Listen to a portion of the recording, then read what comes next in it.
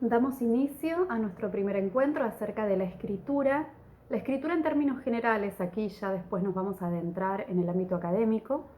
Vamos a dar comienzo con una cita de Daniel Cassani, que es uno de los autores que vamos a trabajar hoy, que dice lo siguiente: el receptor de un texto oral percibe sucesivamente los sonidos que se encadenan en palabras y oraciones.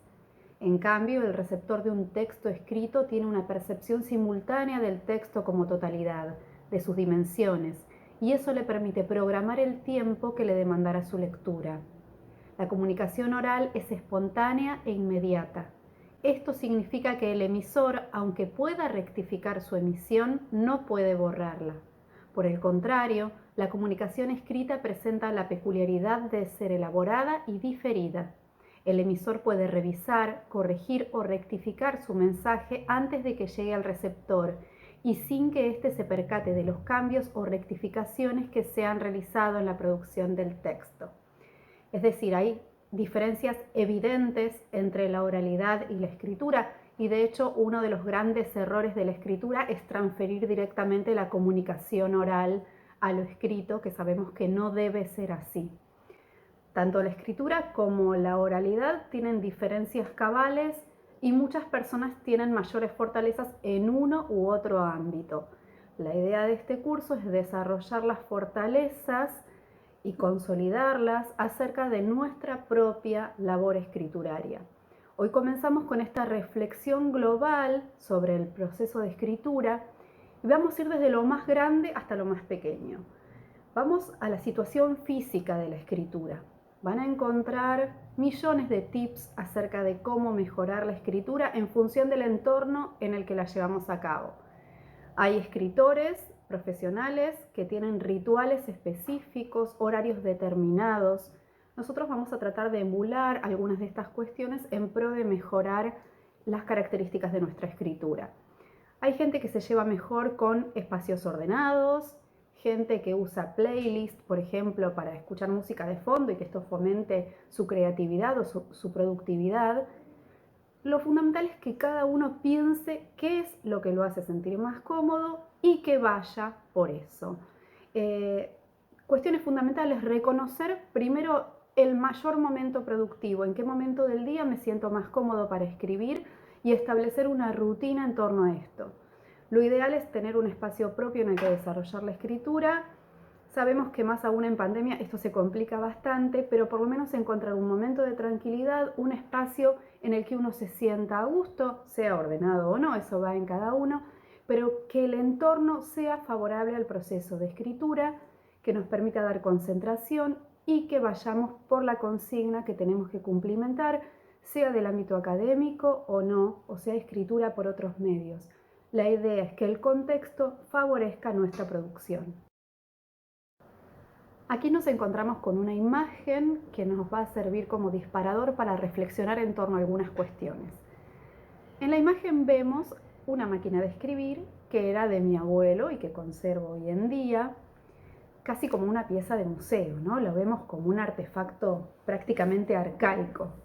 Sin embargo, no hace tantas décadas, mi madre en esa máquina de escribir escribió todos sus trabajos universitarios cuando estudió en la Facultad de Ciencias de la Salud, e inclusive yo, que tenía una máquina de escritorio, una PC de escritorio bastante rudimentaria, cuando hice mi carrera de grado, también he escrito algún trabajo en esta máquina de escribir cuando tuve algún problema tecnológico. Cuando se los cuento a mis alumnos más jóvenes piensan que tengo 1000 años, pero esto no fue hace tanto tiempo, porque las tecnologías de la información y de la comunicación indudablemente han cambiado el mundo, indudablemente han llegado para quedarse. Son las que hoy en día de hecho nos permiten estar en comunicación nosotros y seguir con la situación de enseñanza y de aprendizaje más allá de los problemas contextuales que todos conocemos. Sin embargo, las tecnologías de la información y de la comunicación no han modificado sustancialmente los procesos de escritura. ¿Esto qué implica? Que todos creemos que debemos descansar en las tecnologías de la información y de la comunicación y, por ejemplo, decir: no, yo no corrijo las faltas de ortografía, en mi trabajo total lo hace el corrector de Word. Esto tenemos que tenerlo con mucha cautela, prender una señal de alarma en torno a esto, Porque, por ejemplo, ahí tenemos unos ejemplos. Yo quiero escribir que habito en la ciudad de Mar del Plata, lo pongo con H, B larga, sin tilde y está perfecto. Pero si quería escribir la tercera persona del pretérito, habitó, y pongo habito, es muy raro que Word identifique que contextualmente debería ser otra palabra y que coloque la tilde, porque sin tilde es una palabra correcta, del mismo modo que también es correcta la esdrújula hábito, con otro significado ya sustantivado. Lo mismo ocurre con publico. Yo publico un trabajo, él publicó, es de público conocimiento. Es raro que un corrector identifique con claridad, solo identifica que es una palabra bien escrita. Entonces no suple la tilde que de acuerdo a la información contextual debería estar. Posiblemente en algunos años los correctores sí lo hagan porque todo va progresando, pero la mirada propia sobre el texto, la corrección propia, no debe obviarse en ningún momento. Claramente las tecnologías nos ayudan y muchísimo en esa máquina de escribir que estamos viendo. Por ejemplo, si uno tenía un error en la página 40, tenía que rehacer de la 40 hasta el final, porque no existía esto de copiar y pegar, ir editando el texto, arrancar por bien avanzado el texto y volver al comienzo.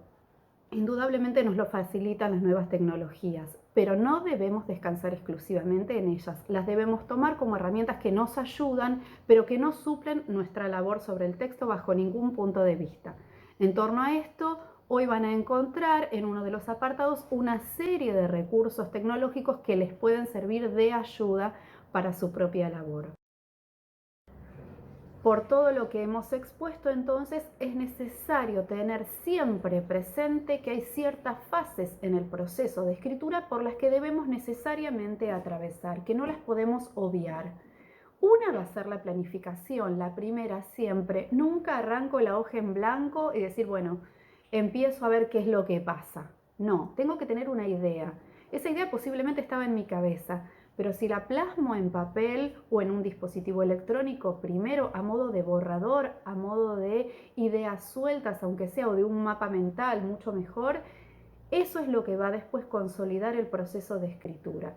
Ya en la textualización, entonces voy a empezar a plasmar todo esto en mi trabajo propiamente dicho, y necesariamente luego tiene que haber un proceso de revisión. Es decir, lo óptimo sería nunca coloco el punto final y envío el trabajo, o envío el proyecto, o envío el artículo, nunca. Siempre tiene que haber una revisión, una autorrevisión del propio texto.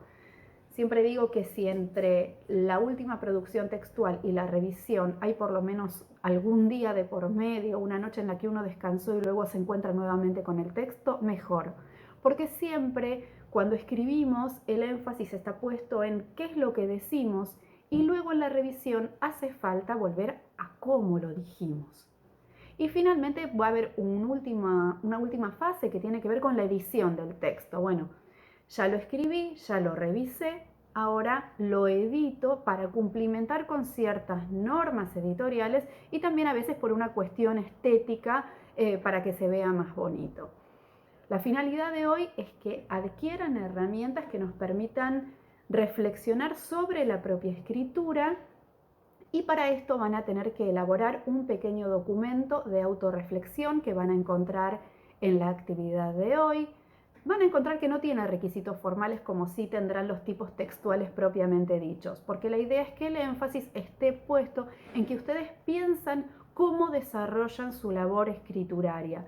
Para esto se van a valer de una serie de preguntas y van a tener bibliografía breve, no se preocupen, que va a funcionar como soporte. Un artículo de Daniel Casani, otro que va a hablar sobre los tonos de escritura y un manual. Esta sí es una obra voluminosa, pero no la tienen que leer en su totalidad, simplemente lean los prólogos porque va a ser una puerta de entrada a los textos académicos propiamente dichos. Entonces, la invitación de hoy es a comenzar a reflexionar sobre el propio rol dentro de la escritura y luego sí comenzaremos a pulirla con cuestiones formales, gramaticales, léxicas, lingüísticas a partir de la semana que viene. Quedo atenta a cualquier inquietud que les surja por esta actividad, por la bibliografía o por cualquier otro tema, tanto en el foro de consultas o en el servicio de mensajería interno del aula.